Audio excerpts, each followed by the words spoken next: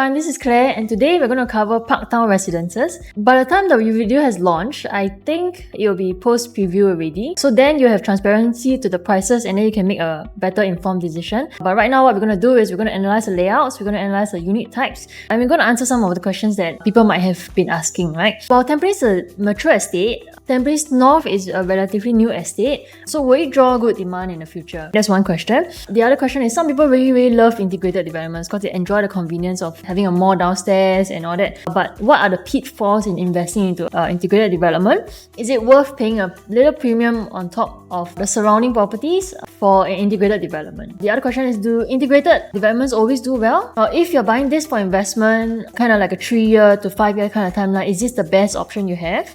So the focus of this video will talk about what price is good to enter. We'll talk a bit about layouts and we'll talk a bit about facing as well, okay? More importantly, what we want to do is we want to plan out if this video launches before its preview, right? You won't have transparency of prices only on that day when you ballot. If you do have a choice to pre-plan on what units you want to focus on, I think this will be a video you can look out for. So what we'll cover is location, right? Integrated development, what are the things you want to look out for? Some fact sheets, more importantly the unit types and facing and all that, and then I'll go through a quick summary of if you're looking at a certain particular layout type, what the things to look out for. Okay, so location map. This is up north in Tampines, right? So Tampines Central is somewhere around here. You get quite a high density of population over here because there are 3 malls. So Tampines North is one of the up and coming neighborhoods, I would say. You are surrounded by a lot of HDB estates. You're also kind of closer to Pasir Ris and up to the TPE side of things. So this is kind of a relatively a new town, but it's because it's integrated, right? There are a lot that you can kind of look forward to coming home. So what does it mean by integrated? And for Tampines North at Parktown Residences, what are the parts that make up the entire development? So one, there's a bus interchange. There's already a bus interchange at the site right now. Just beside the site is a temporary bus interchange. Once they build up, then it will be within the development downstairs. There's also a mall. There's a hawker center. There's a community center. There is a residential and commercial component. And there's a community plaza where there might be activities that go on. Something a bit like Heartbeat at Bedok. Something like that. So you get some bus downstairs and stuff like that. So what are the pitfalls in investing into an integrated development? This is what I noticed for some of the integrated developments, and I wanted to just cover them and make sure that we cover all grounds. When your future buyer comes in, they want to be able to know that it's a good experience overall coming back home. So one is the parking, right? I've known of some developments, if you stay there, visitors come, family members come over, they got to pay for parking. So in this case, there isn't any visitor lots. The residential parking is just for residents only. If you got to visit somebody, then you got to go park at the commercial mall and then head upstairs from the residential side. The size of mall I will cover a bit later. I have another slide on that. Entrance to the residences. So if you have heard, there's a newspaper article that came out about Woodleigh Residences. They actually had a very bad experience. So residents and the commercial mall started to jam out a bit, quite a bit. The residents will be unhappy, like, hey, the entranceway is the same place. They take about 10 minutes to get home from the entryway. So that's a bit disruptive and the experience coming in is just not so good. So in this case, what we have is quite a nice spread out traffic flow in the sense. The residents will come in from here, then they'll go down to the basement car park. The in and out for the bus interchange will be over here, and then this is a contingency access. The access to the commercial, community club and hawker center will be over here. Alright, so pick up drop off, there's an entryway to the basement commercial, and then you can access community plaza, the community center and also the hawker center all at one go, right? So in terms of traffic flow, I think they kind of plan it quite well. This is also kind of like the more main road, right? So enter the mall, right? For residents, you come back here, turn into Tampines Street 62, and then you can come back home over here, right? So in terms of traffic flow, I think it's still not too bad. In terms of noise, right? I think if there's a lot of bus downstairs, then there might be concern of like, oh, there's too much noise that I can hear from downstairs. So far, what I can deduce is one, the units facing over here. Later, I'll show you the site plan. The units facing over here might have some noise in terms of like the bus interchange, buses coming back and forth. So that's one. There is this green boulevard over here. Later at the site plan, I'll explain a bit further, but there are units over here up all the way in your block here. There are units also facing here, right above where all the bus is. There are shops that are over here and over on this side, and then they call it the Green Boulevard, where people can just be walking through the mall and then have access to the community center, and also the commercial shops. Okay, so that's one. I think where's the premium going to be loaded on? Where are the cheaper facing, where maybe the noise is a bit more consolidated on, and what to avoid, right? The other thing is car wash bay. I had a neighbor who had to wash his car elsewhere because just for those mixed residential commercial, there are some developments that just don't have car wash bay. So in this case, Parktown Residence do not have a car wash bay, but you're surrounded by HDBs, right? So the HDB car parks also have a good facility for car wash, so you got to kind of drive out, wash your car if that's something that you do for your car, right? At this point in time, we don't know where the fumes are going. I have seen developments where the fumes are kind of like pointing towards a HDB block, right? So then the HDB block can smell the food fumes, right? That's not so good in terms of like experience. If you're coming home every day and you're sitting in your home and then you can smell that, right? So at this point, we don't know where it is. So that's something that we kind of need to understand a bit more going to the integrated development, okay? The last point is the size of mall, right? If you've been to Sengkang Grand Residences, you realize that it's not a very, very big mall. It's quite small. The choices of F&B is also not that much. So Parktown Residences is actually slightly similar to Sengkang Grand Residences. If you've been to Woodleigh Mall, you realize that actually the shops there, in terms of like the tenant mix, is quite good. It's going to be slightly less than half of what you see in Woodleigh Mall. So Parktown Residences, what they have told us is that there will be 120 shops, there will be supermarket, there will be commercial school as well. So I think as a town on its own, it's kind of building towards something that's a bit more self-sustainable. Also, there's a hawker center, so there are more food options there as well. So I think on its own, in a town like that where there may not be major malls around the area, this is something that might be sufficient for people just staying there, wanting to go downstairs and get their day-to-day stuff. I think it's sufficient for now. So we move on to the fact sheet, right? This Parktown Residences, it's a 7-in-1 integrated development. It's going to TOP in 2030, right? So the waiting time is slightly a bit longer. Normally what happens is because they build upwards, right? So the basement car park and then the mall comes first, hawker center, the community center, and all that needs to be built up first before they work on the residences part of things. So the mall might even open before the residents take their keys, right? So in this case, I would think conservatively, 2028 is where the mall might open, and then you gotta wait 2029 or 2030 kind of plan out collecting your keys and then moving in, right? So the timeline right now, if you think about it, is going to be about 5 years from now, right? So if the waiting time is a bit long, then maybe look for something that it's post-launch, and maybe TOP in 2027, 2028 might be an option for you, but really depends on which area you want to live in, okay? So this is built by UOL CapitaLand. UOL probably will be doing the residence part, and then CapitaLand will be managing the mall. Both have good reputation in terms of managing malls and the residence side of things. In terms of the furnitures, the reliability of the developers, I think there shouldn't be any problems, okay? So 1193 units, there are so many units and there are so many different layouts, right? So what we want to take note of is really understanding which layout type will be a bit more superior for you, what are the future demand coming in, and what's a safer buy in terms of choice unit if you're buying this for investment. Okay, unit mix. There are quite a number of unit types. There's one, right? There's 1 plus study, there's 2 bed 1 bath, 2 bed 2 bath, 2 plus study, 3 premium, 3 plus study, 4 premium, and 5 bedroom, right? And you realize that actually, let's say for the 3 bedroom, right, there are 3 different layout types. The 3 bedroom premium has 3 different layout types, and then same for the 3 plus study as well, right? So it might get a bit confusing, but the saving grace here is that actually all the layout types, their differences are very marginal, right? So later I'll share a bit more about this. Okay, so moving on to the site plan, what we want to understand is where are the probable premium loaded on in terms of facing. So it's a full-fledged condo, right? You are kind of separated between this green boulevard, right, where people are kind of walking along the first floor. Between Park West and Park East, right, what we want to know is which one will be more expensive, right? So looking at this, block-to-block distance is actually quite near. It's about 1 lap pool and a little bit. So my guess is about 30 to 40 meters. We don't know the full dimensions yet. But Park East, right, because the block-to-block distance is actually quite wide, and looking into the pool itself, right, it's kind of like a resort feel. So I think the premium loading will be more on the Park East side. In terms of sizes, yeah, marginal difference. Later I'll go through that. You do notice that actually for here, there will be some West Sun units coming in. So the ones that are facing over here, you get direct West Sun here as well. Here a little bit as well. Right? Just now I also mentioned that the entryway to the car park is over here. Go down to the basement. The buses will come in and out from here.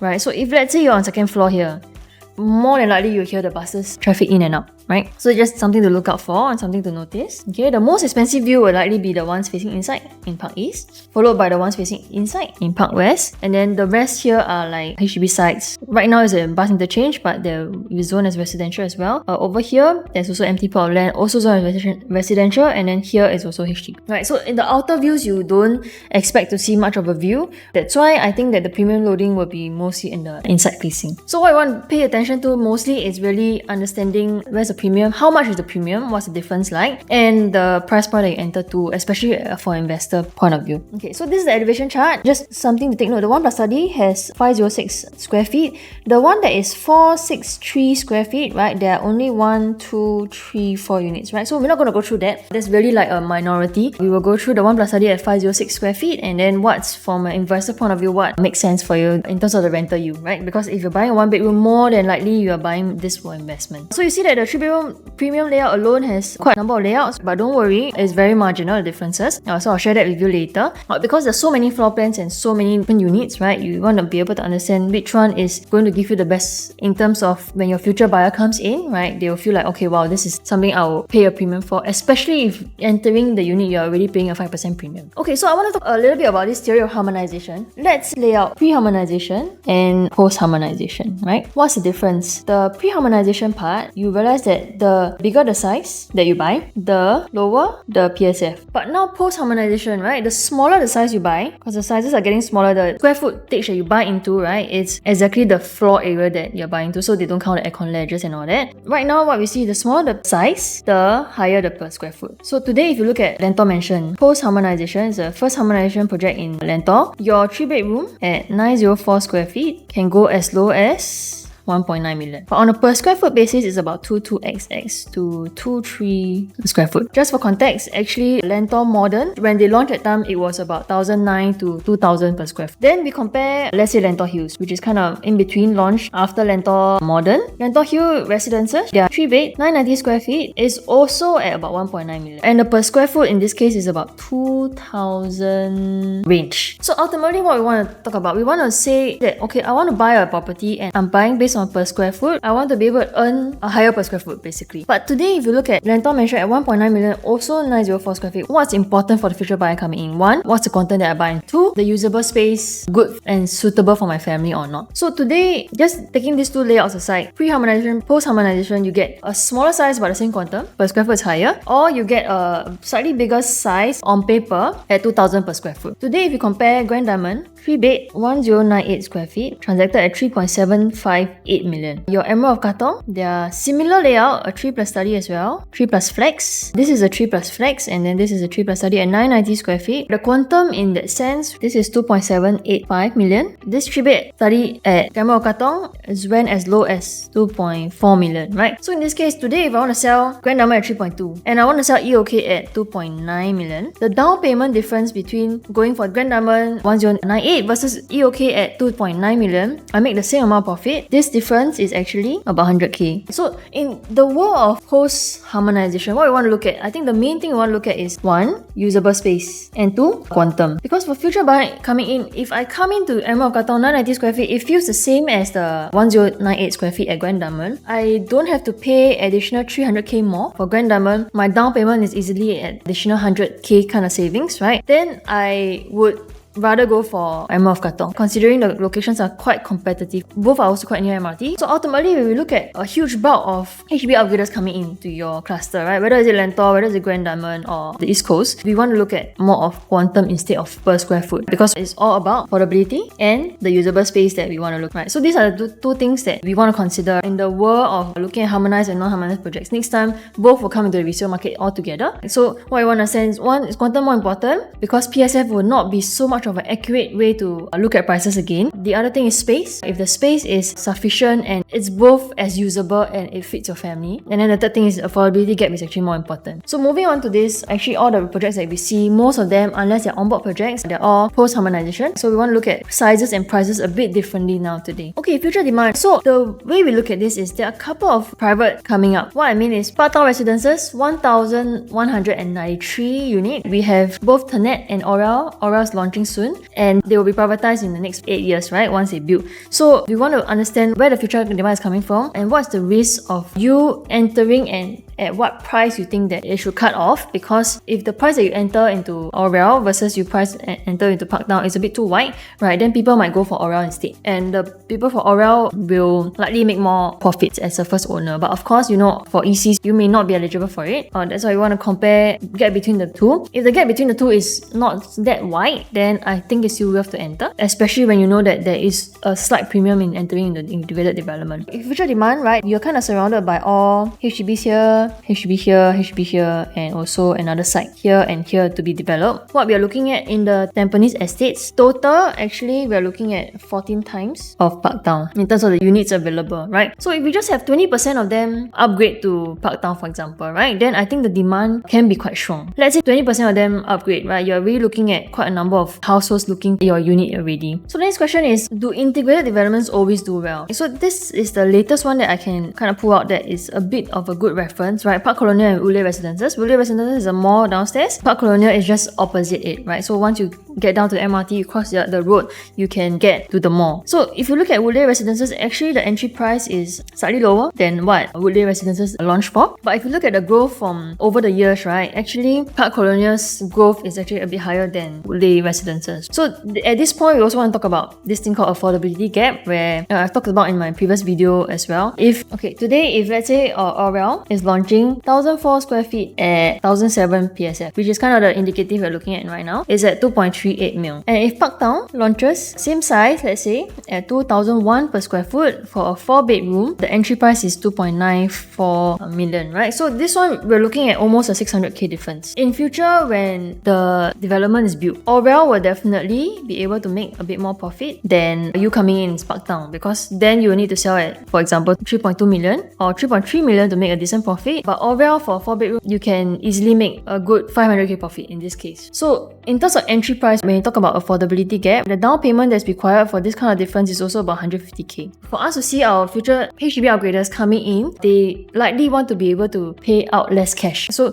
this is something that we want to take note on. That's why for Parktown, the entry price is very important. If you're entering something in the 2.1 to 2.2 range to the 2.3 range, I think it's still okay. And also considering the fact that you may not be eligible to buy EC anyway, for integrated development, I think it's still okay. But anything beyond that, I feel for investment purposes, there are other options out there that you can consider. If you're buying for own estate and you really love Tampines and this is the only development that you want to go for, you like the developer, you like integrated developments and you want something new, then I think this is still a good option to go for, as long as you know that the entry price you're entering is quite safe. So the unit type analysis will be based on these estimates. Right now, we do have a bit of an indicative along this range. So the 1 to 3 bedrooms, about 2,001 to 2,002 per square foot. There are some that are a bit higher. 4 to 5 bedrooms, we are looking at about 2,000 per square foot, thereabouts. So in terms of premium loading, what we are expecting is we will see Park East here, because of the block-to-block distance is quite wide. You'll see a lot of premium loaded over there. For Park West, the inside facing will be a bit more expensive as well. Outside, for here, you get West Sun, also facing HDB here,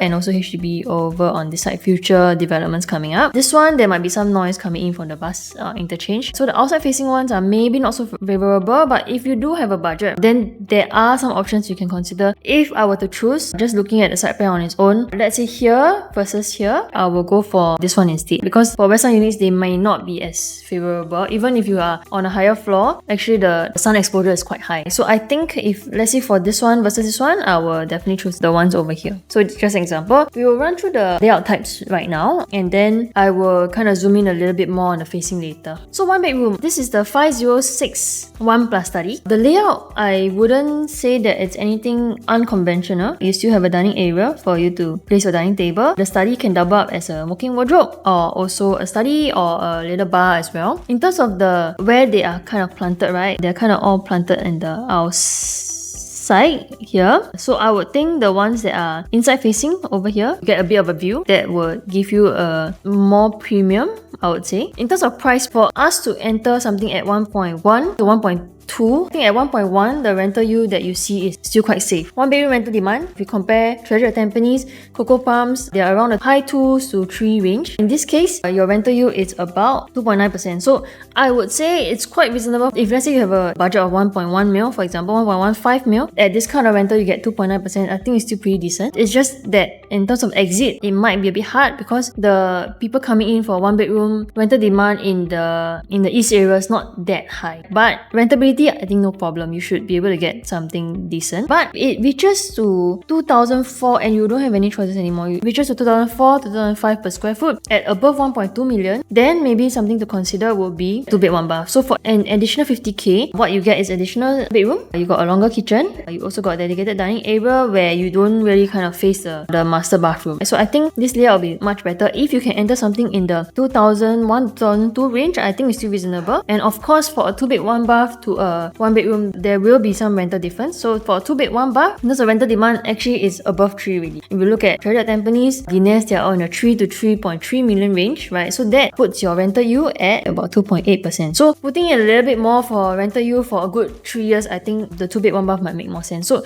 if you reach a point where the Q number is not so good, you don't have many choices under the 2003 per square foot mark anymore, then looking at the quantum wise, maybe you want to be able to get something that's bigger at a lower per square foot. So in terms of quantum, it's still a bit more reasonable, and you know that you're entering at a safer entry price for a 2-bed, 1-bath. Okay, so this is the 2-bed, 2-bath, mainly 2 layouts. This is the 2-bed, 2-bath. This is the 2-bed plus study. So later I'll share a little bit more. The differences is, one is an outside kitchen, and then you have a dedicated dining area. This one is kind of like a tuck-in kitchen. You also have a dedicated dining area if you want to over here. It's just that your dining area faces the bathroom, right? Other than that, the bedroom sizes and all are relatively the same. And this one you're entering today at 2-bed, 1-bath at 1.5 million, for example, if you enter somewhere around here. To get a 2-bed, 2-bath at 1.5 million right now in the new market today, is you can't find. Even like if you talk about Lentor, you talk about further down in the west, yeah, you can't find anything in the 1.5 million range. So if today you're looking for 2-bed, 2-bath at 1.55 to the 1.6 million range, I think you still can enter. It's just purely for own stay and if you like the Tampines area. So the 2-bed, 2-bath, they are kind of situated all around. Like I mentioned, this ones may be a bit noisy. This ones will have future development coming up, so then you gotta deal with the construction noise. I think the most expensive ones will be this one, Stack 70, Stack 23 and 43, because they're all inside facing. So there's something to look out for. These ones are also inside facing, the one with the fully enclosable kitchen. Also something to consider, but if let's say the premium between this one and this one, there is a gap, then I would say just go for the cheaper one. So the 721 is actually a 2-bed, 2-bath as well, but it's a conventional layout where you get kind of privacy and corridor space to your bedroom. So when people are hanging out in your dining area or living area, they don't kind of look into your bedrooms. They're kind of also situated around here. The most expensive one, I would say, likely would be the ones that are inside over here. Even though you face a green boulevard, but in terms of view, you still get a bit more pool view over on this side and on this side as well. In terms of quantum, I would think at this point it's still quite reasonable to enter, because at this point, for you to find anything in the OCR region for 1.6 million is a little bit hard. At 721, harmonized project and closable kitchen, I wouldn't think that there are any complaints, but you want to consider between these two. I don't think there is a need for you to get something like that in terms of the size, because the quantum is much bigger. It's about 100k different if you talk about the same per square foot. So if you can, I think we'll just go for the lower quantum one for your better exit strategy. Then now we come to the 2 plus study. So the 2 plus study will also have something like a 100k jump, because just for the study. So the study is a tuck-in study. You also get the enclosable kitchen over here. You get a tuck-in study, which can kind of serve as your dining area if you want to. So I think the layout wise, not too bad, but is it worth paying the 100k more? For own stay, I think it's perfectly fine. Really purely for investment, and if you want to rent it out, the rental for 2 plus study and the 2-bed, 2-bath, whether it's the dumbbell concept or the normal conventional layout,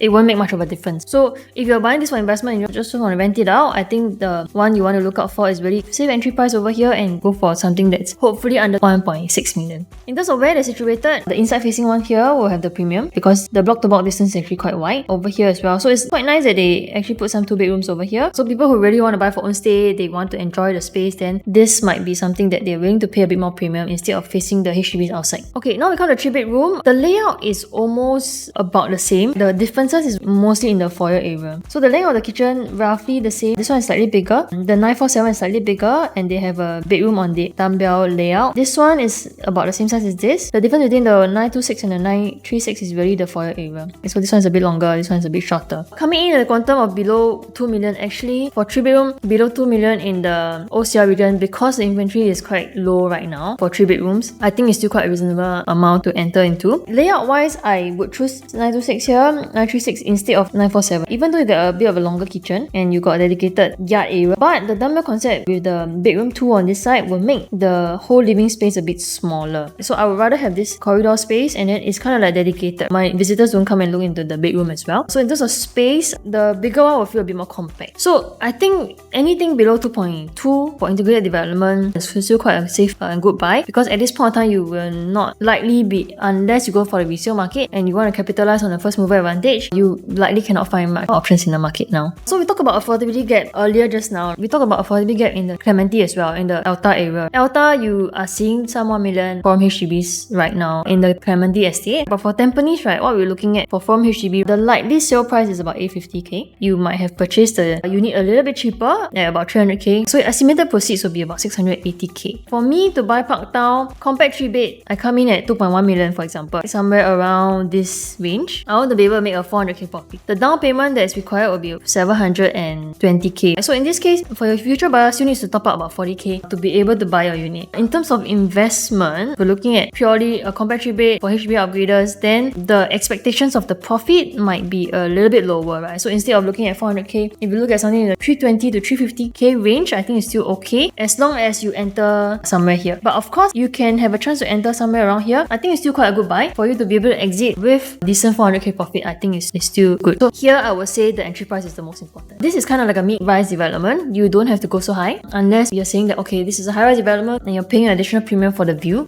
For example, like Alta. In this case, you don't have to go such a high floor, I would say. For here, if your exit strategy is really purely investment for the next 3 to 5 years, then going at a lower entry price will be the most important thing. Now we come to the 3-bedroom premium. If you're looking at the layouts these days in new launches, you have a 3-bedroom compact with no yard, no home shelter or no storage. You go to a 3-bedroom premium with a home shelter and a yard and 3 normal sized bedrooms. And the other one is a 3-bedroom plus study with an additional study room or additional tuck-in corner study. So in this case, 1066, 1076, 1055, all the differences are really in the foyer only here. So of course the 1076 you get a bit more privacy. As long as the units are not facing each other, actually for this ones are perfectly fine as well. So here, if you're entering a 3-bedroom premium at 10 something square feet, if you're entering at about 2.3 to 2.4 million, in terms of quantum, I think it might be a bit harder for a HDB upgrader unless they have a lot of spare CPF stored in their accounts and they can be able to upgrade like that, which is very possible today. Same thing, the entry price needs to be safe at this kind of range where it's easier to exit in the future. But if you're looking at long-term stay, looking at 10 years and all that, I don't think there's a problem at all. Because as more HDB classes build, they get more and more expensive. Once they get more and more expensive, the returns will likely be a bit higher. Next time, 1 million HDB will not be that rare anymore. It's going to be like an everyday thing. So from there, in terms of the returns, the savings that they get, they can potentially upgrade something like that. Then it's still quite possible for you to make it in the 3 mil range in future, in the next 10 to 12 years, I would say. So it's a bit more long-term in terms of buying a bigger unit. Okay, we also have a 3+ study. So same thing, you get the yard and the home shelter, right? And you get a small study with a window over here, small study with a window here, and a slightly smaller study with a window. So the differences are really marginal with the foyer area differences. All can give you quite good privacy. It's really the usable space that you get. So in this case, maybe the usable space is a bit tight. Here, at least you can put some carpentry and some storage over here for shoes. Here, you can do that as well. So it's really all marginal difference, but what I will want to focus on as well will be for all 3 bedrooms will be more the entry price, right? I put in the price matrix here for you to understand like, okay, this is more like the safer price. I'm cutting this into half because if let's say you enter like 2.62, I think it's still okay for you to get a 3+ study. And I think most of the 3-bedroom demand here is looking for own stay. So you might be a HDB upgrader coming in, you want to buy Parktown, you enjoy the convenience of the integrated development, I think it's fine to pay a premium for it. Now if you're buying this for investment, I think at 2.5 million, there are some other better options out there, and the time frame is the same. So if you're looking at Parktown 5 to 7 years, there might be other options that can give you a bit more potential in the next 5 to 7 years. So if you're keen to know, feel free to reach out. I can share a bit more with you, and understanding what are the pros and cons entering this development is important. So we want to be very, very sure before buying something that is in the 2.6 price. So for 3 bedrooms, especially because there's so many layouts, there's the compact one, there is the normal premium one, and there is also the 3+ study. So if you look at the quantum, it will be about a 1 mil difference from a small and a big unit. So what we are expecting right now is a 5% premium of facing, right? So the ones facing inside here will have about a 5% premium. You want to go low or high floor, I think it doesn't matter. You don't need to go so high. Of course, if you're facing a kids play pool and all that, then maybe something a bit higher on that particular stack would be good. So we gotta go down to the details and find out like actually what is more important. But we'll not cover this in this video today. You have some questions or you are looking to look at what's the remaining inventory like and what the best unit to choose is, then feel free to reach out to me. But more importantly, what we want to understand is what's the price threshold. So in this case, what my safe price threshold would be something along this. So the 2001 to 2250 kind of price range, I think that's quite safe to enter. Really depends on the facing as well. You want your future buyers coming in to know that, okay, this is something that I'm willing to pay a bit of premium for because the view is good, for example, and because it's not so noisy and stuff like that. So the ones that are here, if they have some activities on the weekend, they might be noisy. The ones that are here might be a bit noisy as well. For the 4 bedrooms, we have 1335, 1345, 1356, and the difference is also in the foyer area. So very marginal difference. In future, when your future buyers come in, right, the foyer area is not going to make much of a difference here. So here at 4 bedroom, you can enter at about 2.67 million. Not too bad quantum, because if you look at 4 bedrooms in the Lentor region, for example, it also belongs to OCR region, they are already going at this price range for a similar size unit. So this one for pre-harmonized. So for this one, if it's post-harmonized, you feel that the space is going to be about 1,004 square feet, then I think it's quite worthwhile to consider something, especially if you're entering at this range. So for the 4 bedroom onwards, I have put in the PSF lower because the developers will usually price it the per square foot lower to make the quantum a bit more palatable for people to enter. So if you can enter at something in the 2000 to 2001 range, I think it's still quite reasonable. So on top of the 4 bedrooms, we also have the 4 bedroom premium. What's the difference? The difference comes with the junior master and the foyer. This one, they give you a junior master with an attached toilet, and then for the normal 4 bedrooms, they have a 2 bedroom side by side, and then you share this bathroom together with bedroom 4. So the difference is only that. But if you look at on paper, the difference is 161 square feet. 161 square feet, you times 2,002 per square foot. If I'm looking at the higher range, the difference between the 4 bedroom with a junior master and a little bit of a bigger foyer is about 350k. Do not think that the junior master is that important. But for people looking to upgrade, they are maybe looking for more functionality for kids to share the bathroom, right? So between the 4 bed and the 4 bedroom premium, I would choose something with a more reasonable range, which is something around here, instead of paying above 3 mil for that, right? So the exit for a 4 bed premium might be a bit harder because the size difference is too much already. Lastly, we come to the 5 bedroom. The 5 bedroom nicely in the 2 stacks over here. Block to block distance is quite wide. Block to block from stack 100 all the way, it's gonna be quite a nice view. So this is sitting at 1679 per square foot, 1679 square feet. So you get home shelter, yard. I think this fits in the helper yard area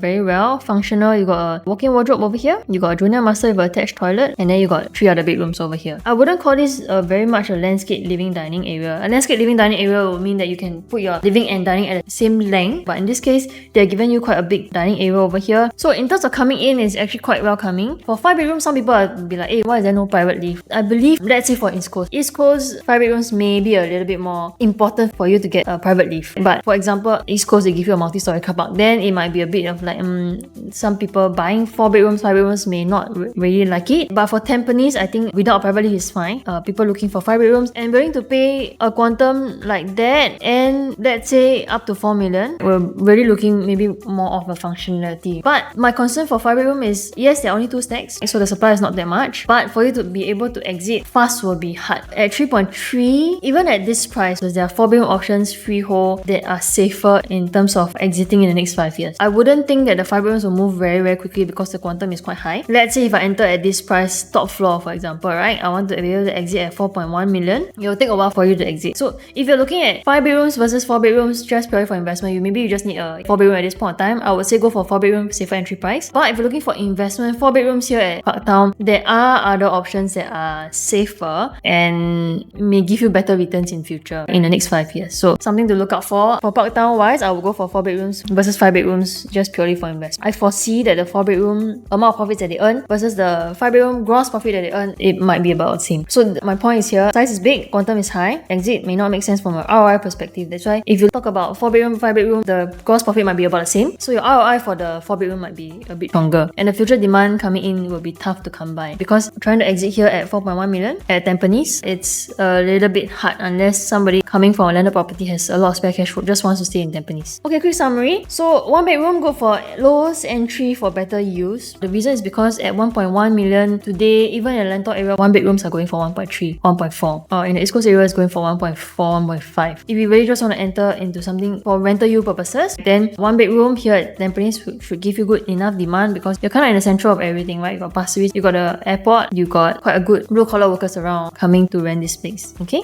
Especially because it's integrated and also connected to the MRT. 2 bedroom starting quantum is quite reasonable, but beyond a certain level, if you want to hit 1.65 and above, there are other options that are safer outside for investment purposes. But if you're looking for own stay and you really just want to stay in Tampines, then no harm looking at it because at this point, at 1.65 and below, you may not be able to find any other choices outside. 3 bedrooms, there are marginal differences in the layout, but more importantly, what we want to understand is really what the rest of the market is offering at that point of time. So Orel Internet will be your competition in the future. So that's something to take note and to consider when you're buying this for investment. But if you're buying for own stay, then I think think I shouldn't. Going for the smaller or the 3-bedroom is quite safe. You don't have to go for the one with the study. 4 bedrooms to set a price threshold on the units, right? So we're looking at about 2,000 to 2,180. I think it's still quite safe. And for 5 bedroom, a bit harder to exit. So if you're looking at 4 bedrooms, I think 4 bedrooms will give you a better ROI in the longer run, even in the shorter run or mid-term. So this is my contact number. This is my WhatsApp QR code as well. You can just pause the video and you scan the QR code to contact me if you want to find out more. I think more importantly, for something that is such a big size, right, we don't want to be shortchanging ourselves to, one, to pay an additional premium. Two, when you're buying the unit itself, you want to be able to see what's the units that are available for you, and you want to pre-plan what to go into depending on the price. So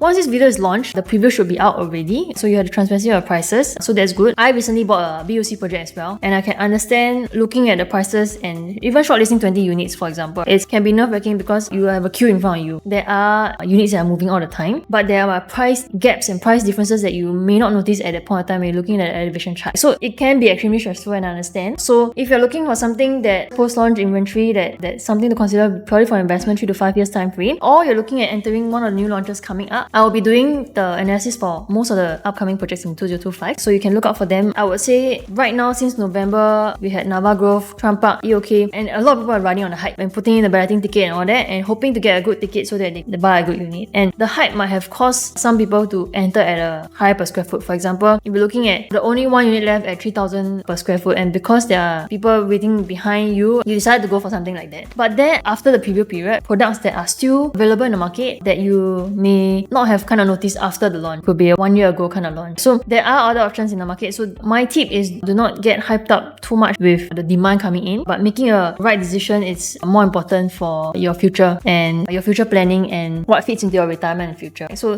that's something I want to just highlight, that not every one that has really good demand is a good buy, especially if you're entering at a high entry price. So if you're interested to find out more, feel free to reach out to me, and I'll be available via WhatsApp, or you can give me a call anytime and I can guide you through depending on what your objectives are. Okay, thank you. See you.